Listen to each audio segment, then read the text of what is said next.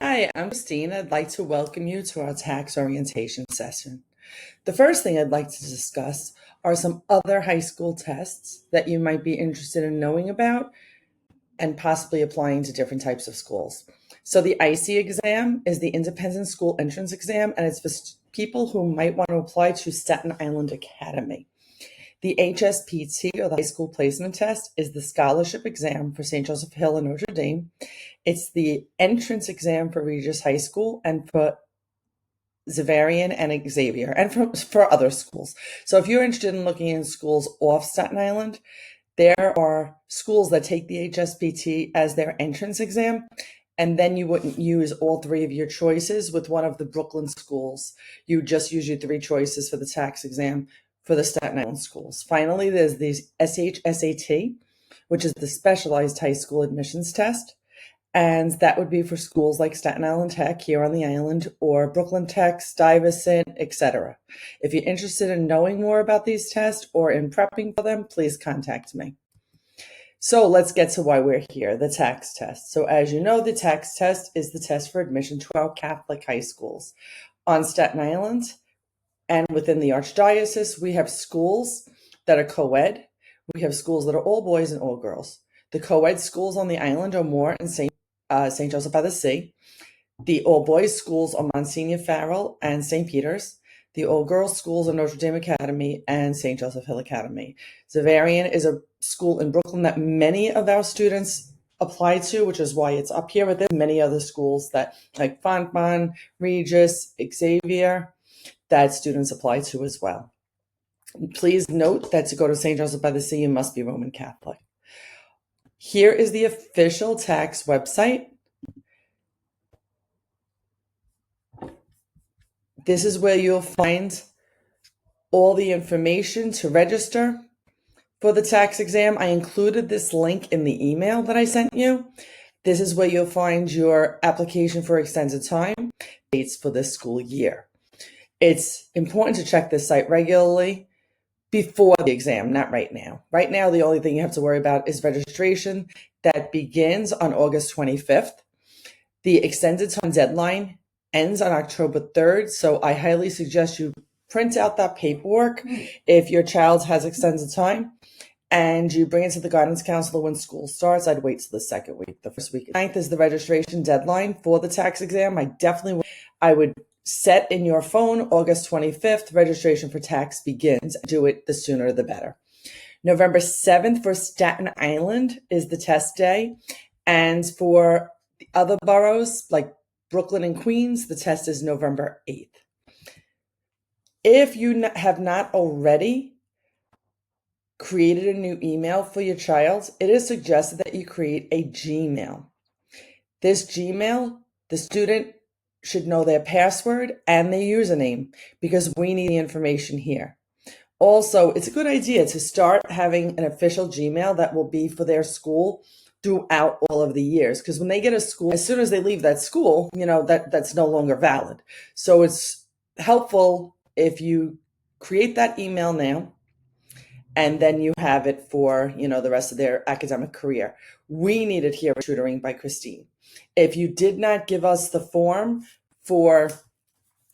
in jot form, if you got the email from the instructional support manager and it had a link in it to fill out this jot form, if you didn't do it, it's here on the QR code, and I'm also going to include it in the link for the email that I'm sending this in. If you have twins or triplets, it is highly suggested, actually, you should create a separate email for each child, because some schools, they only send an email to the first child that they have the information for. And we've had in the past twins that thought that there was one twin that was accepted and one twin that wasn't. And that wasn't the case. They were both accepted. So please make sure you have identifying information for each of your twins or triplets. I just went over this. Now, when you register for the TACHS exam, you have the opportunity to enter your three high school choices right after that.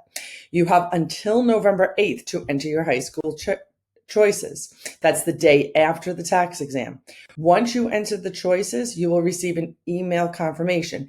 Now, just because you enter choices on August 25th 5th when the registration opens doesn't mean like come September and your child changes their minds of which school they like the best. You could go in and change it. So it's not, this is it. Once you put it in, you can never change it. You could change it up until you take that TACHS exam. If you change your choices, please make sure you receive that email confirmation every time you add or change your choices to make sure that the change went through. As the deadline approaches, you'll receive daily email reminders if you have not yet entered your choices. Please don't miss the deadline because then your results won't be sent to the schools. Please note, if you live on Staten Island, we are the Archdiocese of New York. That means that you're going to receive your admission notices, your good news, on January 21st. If you are applying to schools in Brooklyn or Queens, then you will get your notification on January 14th. This has nothing to do with anybody that's in the Archdiocese of New York, which is us here on Staten Island. So many people ask me, how will we get the results? And what is a good TACHS grade? First thing is, how will you get the results? Most of the schools now are giving phone calls and emails the first day on that January 21st. And then about a week later, if the pattern continues as it's been doing in the last few years, you're going to receive your child's score report. You will find that on the TACHS website. So it's very important to make sure you have your login information saved. And you'll get two different scores. You'll get your ability score. The achievement score is your main test, your reading, your written expression, which is your grammar and your writing, and your mathematics. Then you'll have two columns within that, the LPR, which is your local percentile rank, and the NPR, which is your national percentile rank. The local percentile rank compares your child to everybody on Staten Island or within the borough you're taking the test.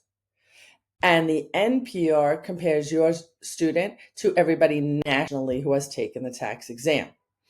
This LPR and achievement is really what the schools look at to determine if your child should be accepted. The ability score is a separate score. You get both the LPR and the NPR.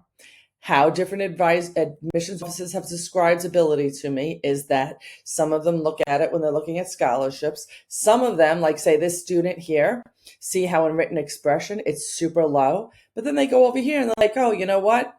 48, not awful. And so they consider that maybe this written expression was an outlier. So these scores are probably looking extremely low to you. So let's talk about how the TACHS test is scored. It's not out of 100% like your traditional knowledge of the TACHS test. So for example, not the TACHS test, the test in school.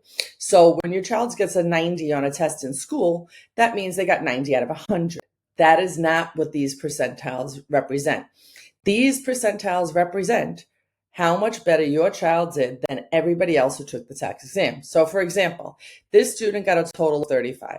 That means he or she did better than 35% of the students who took the test. Sounds a lot better than a 35 out of 100, which means that this 51 score is about an average. So if your child gets a 50%, that means he or she has an average score of doing better than 50% of the students. Now, that is why you'll hear people that get admitted to schools with the 35 or 40 because they did better than that many students. And it goes according to, ranking, who put it first and how well students do that year. Now, scholarships, of course, you want to see this like a 95 or above in the local. The TACHS test is taken at home on your own computer. It is proctored using a site called Proctorio. This is a Chrome extension, which means that you must be using Chrome. It cannot be Firefox. It cannot be Safari. And you install that onto the computer, which all the students in our program will be familiar with. They'll already have it installed if they do their practice tests, which they all should. And you should take it. The best computer to take it on really is a hardwired desktop, but laptops and Chromebooks work as well. School Chromebooks often give students problems, so just know that. So if you have an opportunity to use a different type of computer, I would suggest doing that. Okay, each student, you cannot request a specific time for the TACHS exam. Each student will either get 8:30 or 10, except if your child has extended time, he or she will automatically get the 8:30 slot. It is highly suggested that you sign on to that test at least a half an hour to 45 minutes before your time. The test itself is about 2 hours and 10 minutes, and there's short optional breaks between each test. Testing accommodations. The only accommodations, no matter what your child's IEP or IESP says, the only accommodation allowed on the TACHS exam is extended time. So please note that if your child has other accommodations like test read, separate location, they're already getting separate location. So that's off the table. But calculators are not allowed to be used. If your child is sick on TACHS test day, do not sign on to the test. They're going to be given a makeup opportunity. This does not mean that your child wakes up nervous and you say, okay, we're going to give them a little more time until next time. We had an incident where a child had a sports event. The family decided the sports event was a little bit more important than the TACHS test that day because they would do a makeup test. And then the child got sick on the makeup test and they had no choice but to take the TACHS test there. If you have a major power outage or major technical issues, also do not worry, you'll get a makeup.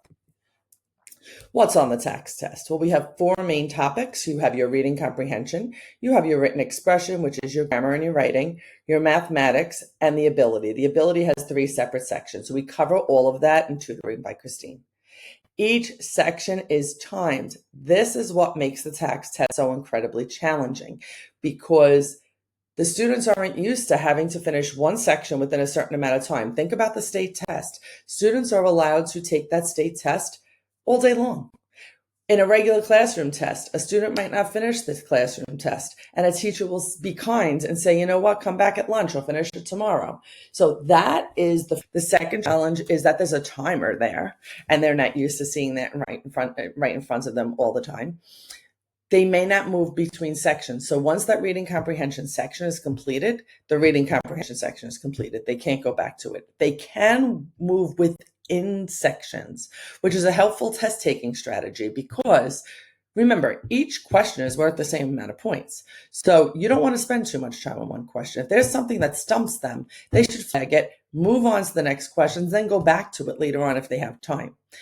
Every single question on the TACHS exam is multiple choice. No calculator is allowed. A practice test will be under the same environment as they'll be taking the actual TACHS test because they'll have the Proctorio extension. This relieves anxiety as much as possible, and they get very familiar with the Proctorio platform.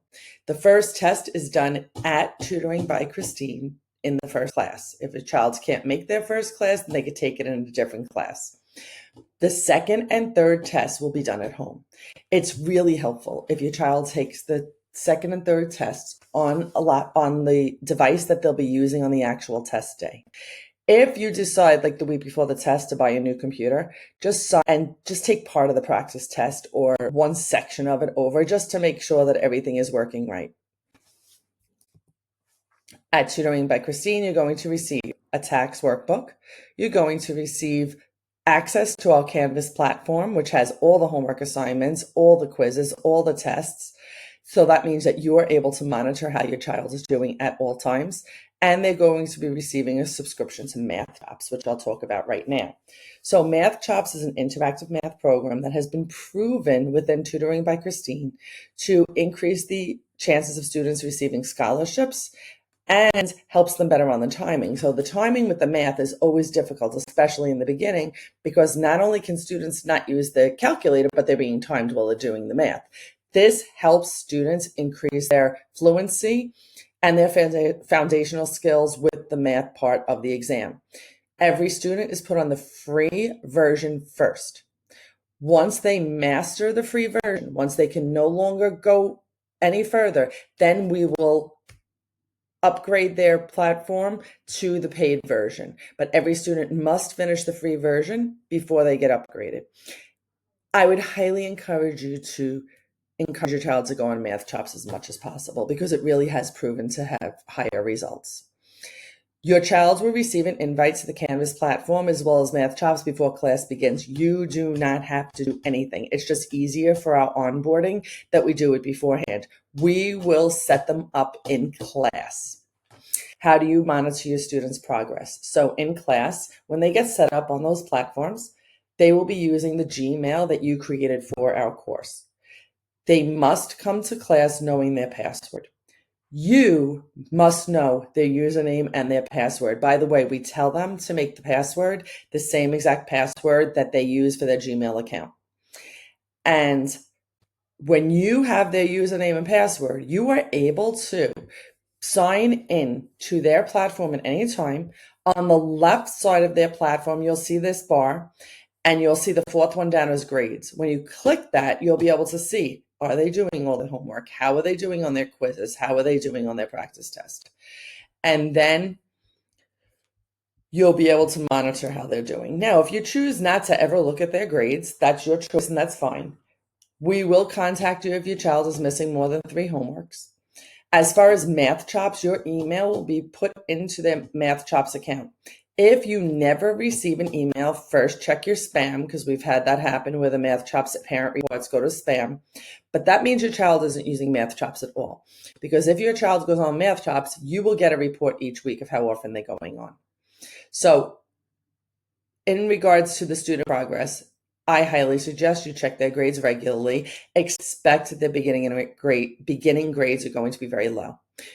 For most students, that's the case. It's a brand new platform. It's a brand new school. It's a brand new way of testing. So give them a little grace for a couple of weeks to be able to improve upon that. They are able to retake any practice test. They are able to retake any quiz, and they are able to retake any homework assignment they were given. Let me speak about the homework a little bit. So they receive homework in every section, math and verbal being the written expression and the reading, every single week during the summer. It's a lot of homework. I'm going to admit that. But if it's too much homework for your child, or somebody's sick, or you're going away that week, I always tell the students, instead of, say you have 40 questions, instead of just randomly guessing for those 40 questions because you didn't have time, I would rather see your child do the first 10 or do the first 15 or how many they can honestly finish by doing it their best and then putting the letter C down for the rest of it than just randomly guessing.